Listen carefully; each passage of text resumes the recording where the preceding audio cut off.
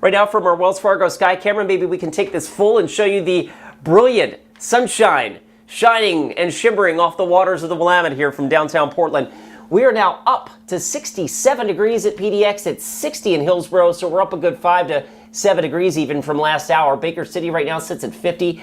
Burns, a nice springboard from earlier this morning. You're up to 61 degrees in Southeast Oregon.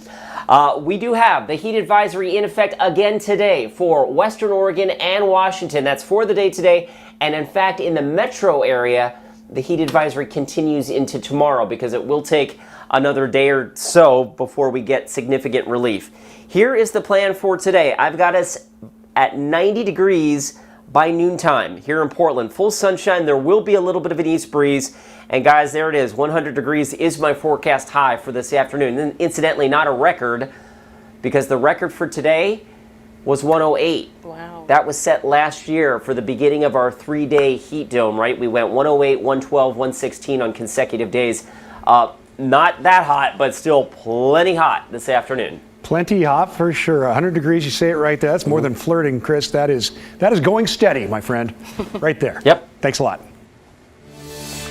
This weekend, Multnomah County leaders are hoping to give out thousands of cooling kits. Saturday, dozens of Multnomah County staffers volunteered to assemble kits. These bags will be distributed at events throughout the weekend. This is a larger effort than we've ever done before. We're hoping to get 3,000 out into the community so that we could get them into the hands and the homes of people who need them most earlier in the summer so that they can prepare.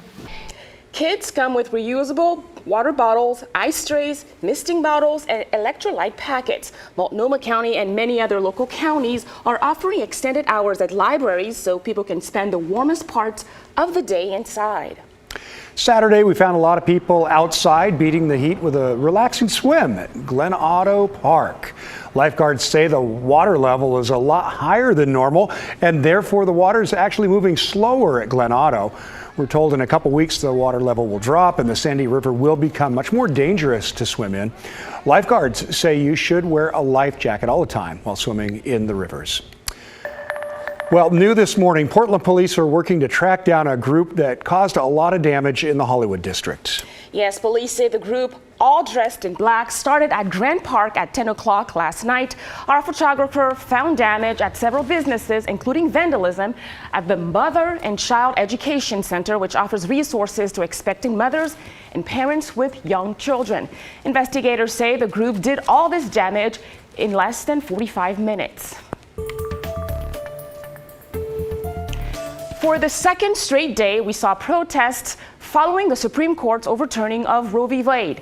Pro-choice supporters dropped banners over the interstate at North Missouri Avenue and Ainsworth, demanding lawmakers and courts not make rules regulating people's bodies. This was part of a larger demonstration from the Canadian border all the way to Mexico. In addition to the signs demanding a ban off our bodies, people posted websites where people can get access to safe medical abortions.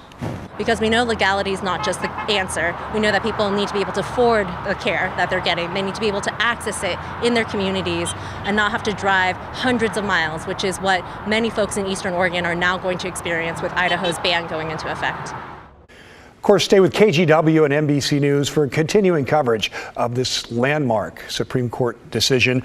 The latest updates always available at kgw.com. Family and friends are remembering a 24-year-old man in Clackamas County shot and killed by law enforcement last weekend after a traffic stop and pursuit. As Kylie Boshi explains, his family has a lot of questions. Justice for Derek Clark! Say his name! Derek Clark! What's his name? Derek Clark! Demonstrators brought traffic to a standstill on busy Southeast 82nd near Clackamas Town Center as they marched to remember Derek Clark. The 24-year-old was shot and killed by police last weekend after a traffic stop and pursuit in Clackamas County. Clark's mother addressed the crowd outside the sheriff's office. I don't want him to be just another black man that got killed by the police. No, they're not giving us answers, and it didn't make any sense. Clark was a teacher in training with Insight Alliance, which provides support and counseling for inmates. The nonprofit shared this old video of Clark. It just felt like such a free, just safe space, where you could really just open up. Clark was introduced to the program while serving time at McLaren as a teen. explained the program director. But Derek really wanted to stay involved because he really wanted to help people. According to investigators, officers tried to stop Clark on June 18th just before 1 a.m. because they suspected he was driving under the influence. Police say he took off and drove into a ditch. Witnesses say police told Clark to show his hands. He got out of the car armed with a handgun, say prosecutors, but they haven't said if he was pointing it at anyone or even holding the gun. An Oregon State trooper and Clackamas County Sheriff's deputy shot and killed the 24-year-old. You know, why did they actually chase him? Why did they pursue him? Community activists, along with Clark's family, question whether officers may have violated agency policy. Clackamas County deputies are only supposed to engage in pursuits when they believe the person has committed a felony crime. According to investigators, Clark was being pursued for DUI, a misdemeanor. We need to make sure that not only if the policies and the laws and legislations are changed, they need to be held accountable to be able to follow those. Additionally, the family wants to know what type of medical aid was rendered and when. They also question why it took so long to find out about Clark's death. The Clackamas County District Attorney's Office said more information will be released following an autopsy and additional investigation. Kyle Aboshi, KGW News. Still to come, a cancer survivor's journey and the advice that's saving lives. How people are coming together to support cancer research today.